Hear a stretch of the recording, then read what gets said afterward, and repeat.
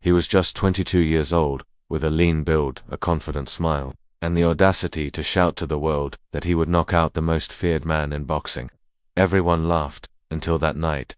He made history. Cassius Clay wasn't just a young boxer, he was a hurricane of words, energy, and self-confidence. While most boxers of his era spoke little and let their fists do the talking, Clay did the opposite. He provoked, mocked, and turned every press conference into a spectacle of his own. He called himself the greatest, even before he'd proven anything in the ring.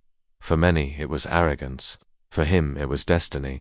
In those early years, Cassius wasn't afraid to be different. His training was unique, his fighting style was fast, almost dance-like, something never before seen in the heavyweight division.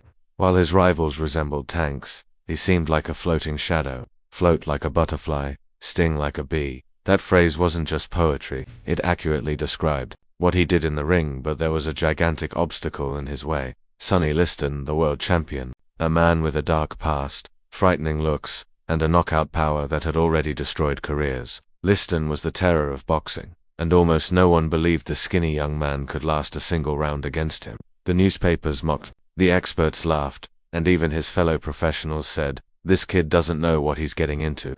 But Cassius Clay wasn't intimidated. On the contrary, the more they underestimated him, the louder he spoke. He promised to win, shouted in interviews, and confronted Liston head-on. The entire world believed it was madness, a cheap show to attract attention. No one, absolutely no one, imagined what was about to happen. Chapter 1: The Boy Who Dreamed of Being King approximately equals 4,000 characters. Louisville, Kentucky. A 12-year-old boy discovers boxing by chance. A stolen bike takes him to a gym where he vows, "I'll catch whoever did this, and I'll learn to fight." This is Cassius Clay's starting point. With uncommon discipline for his age, he dedicated himself more than anyone else. He ran at dawn, trained tirelessly, and told everyone he would be world champion. Many laughed, but he didn't care. His greatest fuel was proving them wrong. In the amateur ring, young Clay began to show something different. It wasn't just strength, it was speed, reflexes, and, above all, confidence. He talked during fights, taunted his opponents, and while others tensed, he smiled. When he won the Olympic gold medal in Rome in 1960, he shouted to reporters, "This is just the beginning." And indeed, it was. But when he entered the professional world, the landscape was different. More experienced fighters, greedy managers, and a public that didn't take him seriously. Still, Clay maintained his essence. Tall, lean, full of energy, and with a style that seemed impossible to contain. Each victory was accompanied by provocative phrases. "I told you it would be easy. No one can touch me." He didn't just win, he created a spectacle. Over time, his fame grew, but so did his antipathy. Many thought he was just lip service, that he hadn't yet faced anyone for real, and that trial by fire was about to arrive. Because, on the horizon, the most feared champion of the era loomed. Sonny Liston. Cassius Clay didn't just want to fight Liston. He wanted to debunk a myth and shock the entire world. The ring had never seen anyone like Sonny Liston, an ex-convict with enormous hands and almost superhuman strength. He didn't fight, he crushed. His punches were compared to and his eyes conveyed a coldness that paralyzed even the bravest. When he walked to the center of the ring, he didn't just look like an athlete, he looked like an executioner about to execute his victim. Liston was the man everyone feared to face, and many boxers arrived defeated at the weigh-ins. He had destroyed Floyd Patterson in 2 consecutive fights, knocking out the champion within minutes. The newspapers called him the Beast, the most dangerous man in the world. Some said no one would ever take that belt from him. He wasn't just a champion, he was the symbol of boxing terror. And now, Cassius Clay, just 22 years old, skinny and talkative, had the audacity to challenge him. The reaction was immediate: laughter, jokes, disbelief. Reporters asked, "Cassius, do you realize what you're doing? This man could end your career in 1 round." But Clay smiled, taunted, and shouted in interviews, "Liston can't catch me. He's slow, he's old. I'm going to dance around him and knock him out." The rivalry made headlines. While Liston maintained his stony expression, Cassius transformed himself into a spectacle. He'd drive to the champion's house with a loudspeaker truck and scream insults into the wee hours. He called him a coward, a slow bear, and said he'd rip off his crown. The provocation turned into a spectacle, and the more he spoke, the more people believed he was digging his own grave. On fight day in February 1964, the atmosphere was warlike. The whole world wanted to see the arrogant kid destroyed. The odds were almost entirely in Liston's favor.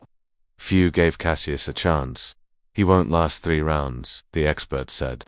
Clay himself knew this, but in his heart, there was a flame that no one could extinguish.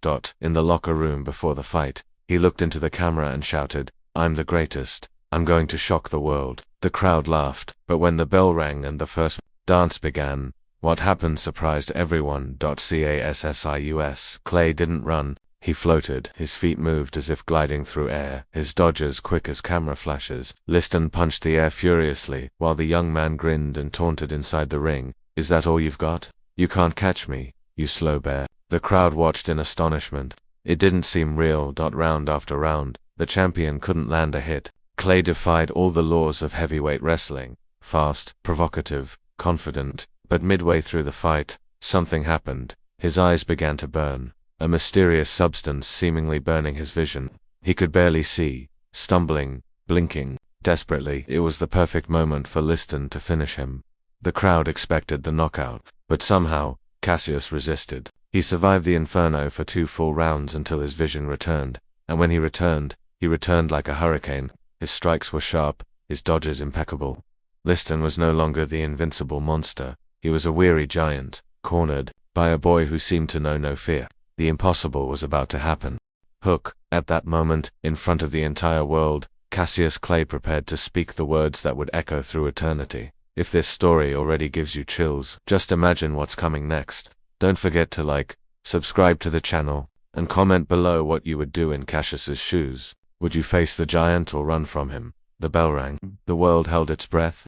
In the blue corner stood Sonny Liston, the unbeaten champion, the terror of all. In the red corner, Cassius Clay, just a kid who talked too much. The crowd, in large numbers, believed the fight would end quickly. But what happened in that ring forever changed the history of boxing. Clay danced. His feet were light, almost unreal for a heavyweight. He didn't stand still, didn't hide, didn't accept the role of victim. On the contrary, he provoked with every movement. "You can't catch me, Liston, you're too slow," he shouted, dodging the punches that sliced through the air. The champion tried everything: hooks, straights, short jabs, but only struck empty. The young man smiled, mocked, raised his arms as if defying not only his rival, but also logic. In the 3rd round, Cassius began to land. His jabs were quick and accurate, and with each impact, the giant seemed to shrink. Liston, irritated, charged forward, but his heavy blows met with nothing. Clay danced around him like a shadow. The crowd, previously confident in the champion's victory, began to murmur. Something strange was happening. And then came the drama. The substance that burned Clay's eyes attacked him again. He could barely see. He staggered, blinking, nearly blind before a hungry predator. It was the end, everyone thought. But the boy resisted. He survived 2 rounds of torture, dodging more by instinct than by sight. When he finally regained his clarity, his energy exploded. He attacked again, each blow faster and bolder than before. By the 6th round, Liston was exhausted. His heavy muscles couldn't keep up with the boy's insane speed. His eyes showed something no one had ever seen in him: fear. And it was at that moment that the impossible began to unfold. Cassius kept striking. His punches, light but constant, chipped away at the champion's wall of confidence. Liston retreated. Yes, the monster retreated before a boy. When the bell rang for the 7th round, something unexpected happened. Liston didn't get up. The champion, the most feared man on the planet, had given up. The world exploded in shock. The arena descended into chaos. Cassius Clay jumped, screamed, and ran from side to side. "I'm the greatest. I told you I was the greatest." The reporters couldn't believe it. The spectators cried, laughed, and screamed. History was happening before their eyes. And then came the phrase that has spanned generations. In the center of the ring, arms raised and eyes shining, Cassius shouted, "I shook up the world. I shook the world." That night wasn't just a sporting victory, it was a revolution. The daring young man had toppled the giant. Arrogance had become prophecy. Confidence, destiny. But the world didn't yet know that this victory was just the beginning, because Cassius Clay was about to change not only boxing, but also his very identity and shock the planet once again. The arena still echoed with the roar that had crossed the planet as Cassius left the ring and faced a narrow corridor filled with hungry cameras. The newly crowned champion walked as if treading new ground, light but firm, ready for an announcement that would make more noise than any punch. In the interview, he took a deep breath. Listen carefully. I'm not the same boy I was yesterday. Reporters leaned in, microphones reached out. My name is Cassius Clay, he asked, pausing. No, that's a name that doesn't belong to me. From this day forward, call me Cassius X. The studio erupted in murmurs. There he wasn't just a champion. He was a man changing. Backstage, Malcolm X smiled proudly. You know who you are, he said, and Cassius responded with a grave nod. The fight was over, but the battle for identity began in that instant, before a divided and nervous country. My faith has changed. My courage to do the world would hear. Yes. Days later, the announcement took final form. Elijah Muhammad, leader of the Nation of Islam, declared, Cassius X is now called Muhammad Ali. Some journalists refused to use it, repeating the old one with disdain. Ali didn't budge. Don't call me by a name that carries chains, he said, facing the cameras around him. Sponsors hesitated. Invitations disappeared. Phone calls brought threats. He did the opposite. In each interview he defended his choice with firm calm. I defeated the greatest of all, but the greatest victory is knowing who I am. In the gym, the training continued relentlessly. Rope, shadowboxing, sharp jabs. As he sweated, he repeated a short prayer, like a compass. Malcolm X, still nearby, warned, the price will be high, brother. Ollie nodded, eyes blazing. Then I'll pay. The press searched for cracks. As champion, you belong to everyone, he replied dryly. I don't belong to anyone who wants to decide my soul. The belt gleamed in the locker, but the real weight was now invisible. Being a champion, being black, being free. Now. The transformation wasn't just religious, it was political. In a country ablaze with civil rights, Muhammad Ali became a beacon of courage for some and a provocation for others. Will you stand firm in that name? They asked incisively. Ollie folded his hands and replied without raising his voice. I don't have to be what you expect. I am what I choose to be. In the neighborhood, children repeated the new name with a gleam in their eyes. In anonymous letters came insults and promises of violence. He kept the threats in a box, as reminders of the price of freedom. Ollie nodded, but there was something greater lurking, dignity. When someone taunted him on the radio, saying that the public wouldn't accept such an unyielding champion, Ollie laughed briefly and said, the public will survive. The phrase spread through the streets like a breath. What if they take away your respect? They insisted. I'm not interested in bought respect, he concluded. He wasn't just changing his name, he was changing his track, his destiny, his mirror, and there was no turning back. There were parties, flashbulbs, and invitations, but Ali walked against the grain of comfort. At night, he listened to his own breathing and pondered the weight of a name.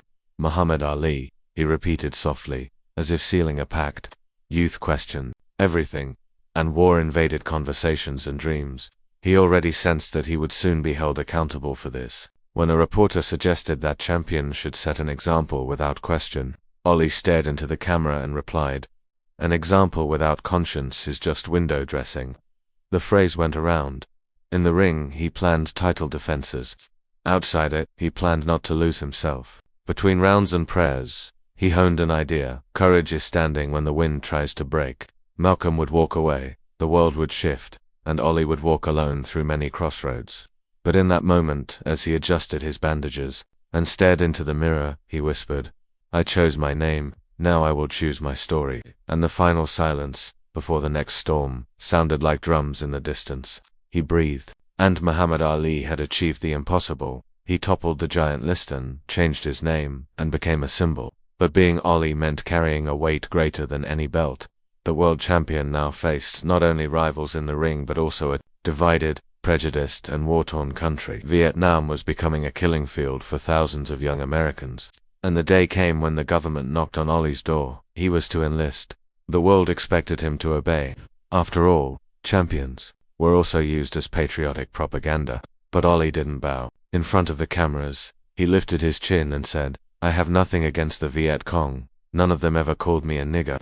The sentence sounded like a direct punch to the conscience of the United States. The decision was costly. In 1967, Ollie was convicted. His license was lost. He was banned from fighting, and his world title was stripped. Suddenly, the most talked about man on the planet had no stage, no ring, no income, but he had something no government could take away: conviction. While others remained silent for fear of losing contracts and fame, Ollie defied the empire of war. Why ask me to kill poor people in Vietnam when you kill my brothers right here? He shouted in packed auditoriums, facing boos, threats, and even attempts to silence him. But each word echoed louder than a knockout punch. For 3.5 years, Ali was out of boxing. For an athlete, this was a death sentence. His age was advancing, his body was suffering, and his rivals were gaining ground. Many said he would never be the same again. But Ali wasn't just standing still. He trained, spoke, and inspired. He became a symbol of the civil rights movement, an example of courage for young black men, and an uncomfortable voice for the powerful. "They can take my title, but they can't take my soul," he repeated, like a mantra. When he finally managed to overturn his conviction and return to the ring, the world no longer saw him as just a boxer. He was a warrior both inside and outside. The ropes, his fight against Joe Frazier, dubbed the fight of the century, showed that Ali still had the spark. He was defeated, but he didn't fall as a man. He came back, persisted, and rebuilt. Later he faced George Foreman in the legendary Rumble in the Jungle, and once again achieved the impossible. He felled a new giant, this time in Africa, before a people who hailed him as a hero. But the truth is that each victory came at a high price. His body paid the price. His dancing style, quick reflexes, and boldness took years of brutal toll. The tremors set in, his voice began to fail, and a Parkinson's diagnosis would be his final challenge. Still, even with his limitations, Ali never stopped being Ali. He carried his Olympic flame in 1996, trembling but firm, thrilling the planet. The boy who once shouted, "I am the greatest," now showed that greatness wasn't just about fists, but about the resilience of living true to oneself. He didn't just fight Liston, Frazier, or Foreman. He fought against prejudice, against war, against silence. He fought to exist with dignity. And, in the end, he won all these battles. Muhammad Ali's story is more than that of a champion. It's the story of a man who dared to be different, who paid with titles, money, and even his own health to avoid betraying who he was. He showed that courage isn't about never falling, but about getting up every time. That being a king isn't just about wearing a crown, but about carrying the weight of truth. When he shouted, "I shook up the world," he wasn't just talking about boxing, he was talking about identity, freedom, and humanity. And that's the lesson we all have giants to face. Some appear in the form of people, others in the form of circumstances, prejudices, fears. It teaches us that we don't need to be greater in strength, but in courage. That victory lies not only in taking down the adversary, but in standing tall when the world tries to bring you to your knees. He was Cassius Clay. He became Muhammad Ali. He toppled giants, both visible and invisible. And he left behind an eternal credo: those who lack the courage to take risks will achieve nothing in life. Because the real ring was never made of ropes, it was life. And Ali, in and out of it, always danced, always fought, always won.